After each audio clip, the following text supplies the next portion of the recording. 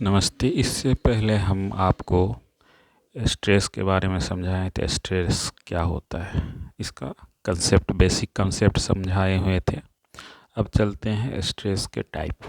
Stress जो है दो टाइप के होते हैं, टेंसाइल स्ट्रेस और कंप्रेसिव स्ट्रेस। अब सामने देखते हैं टेंसाइल स्ट्रेस को हम समझते हैं। टेंसाइल स्ट्रेस क्या है कि किसी बॉडी पे, आप देख रहे हैं बॉडी है और उसके दोनों साइड अपोजिट डायरेक्शन में एक पुल हो रहा है, खिंचाव हो रहा है, जिसको पुल बोलते हैं, खींच रहे हैं।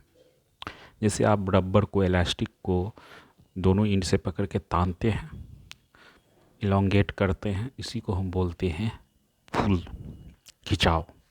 अब देखिए ये टेंसाइल स्ट्रेस क्या होता है। व्हेन इंग्लिश का इसका डिफिनीशन क्या है, when two equal and opposite pulls applied on the body and increase in length body is called tensile stress. क्या होता है जब हम दोनों तरफ, बॉडी के दोनों तरफ इक्वल और अपोजिट डायरेक्शन में फोर्स लगाते हैं तो क्या होता है, उसके लेंथ में इंक्रीज होता है, तो उसी को हम बोलते हैं टेंसाइल स्ट्रेस। और इस इंक्रीजमेंट, इस घटना को जब इसके लेंथ में लंबाई बढ़ जाती है तो उसको हम बोलते हैं स्ट्रेन। स्ट्रेस से ही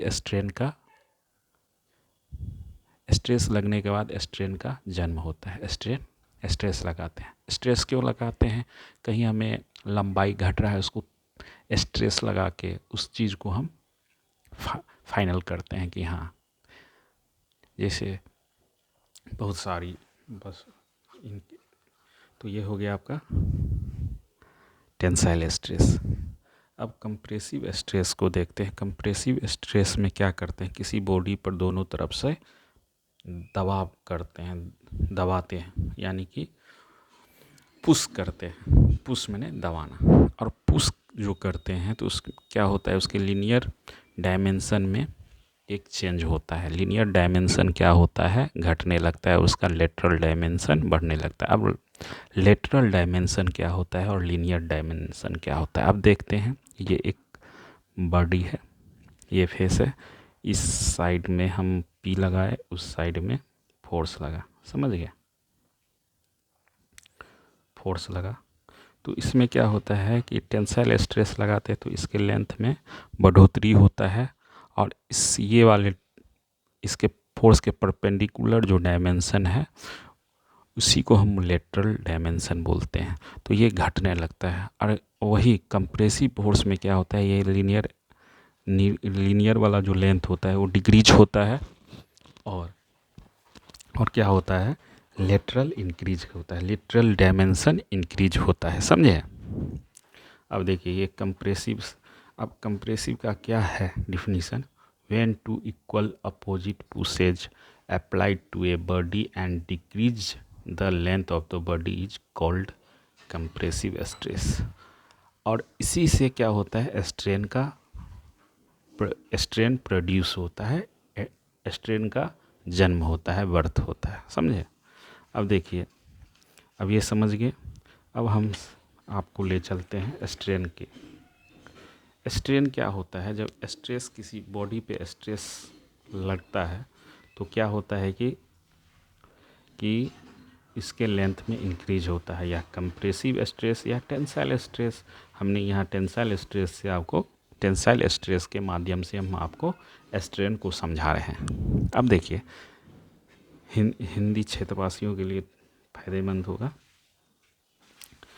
देखिए हम हिंदी में समझा रहे हैं, इंग्लिश में देखिए। Simply measure deformation of body when applying load on both side. मैंने क्या कहा, simply measured deformation of body when applying load on both side. अब देखिए दोनों साइड टेंसाइल स्ट्रेस लगा है, अब लोड लगा है, तो लोड लगा है तो क्या होता है, इसके लेंथ में इंक्रीजमेंट होता है, इंक्रीज होता है, लेंथ इसका इंक्रीज होता है।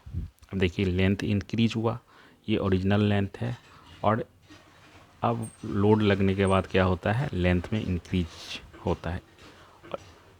तो क्या होता है, स्ट्रेन क्या होता है, change in length bye original length के रेशियो को हम क्या बोलते हैं, स्ट्रेन बोलते हैं। स्ट्रेन का ये सिंबल है, स्ट्रेन का ये सिंबल है।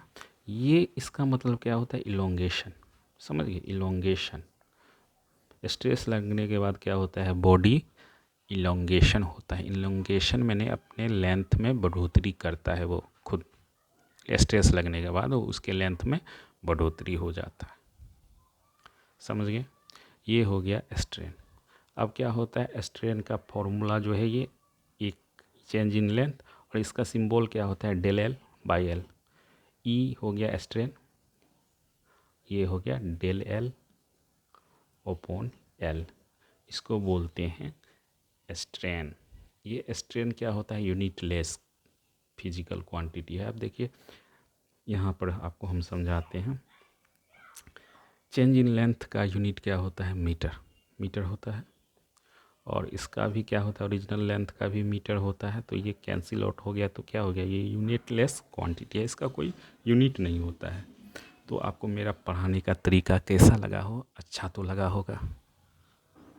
तो अब अगले क्लास में हम आपको शियर स्ट्रेस समझाएंगे,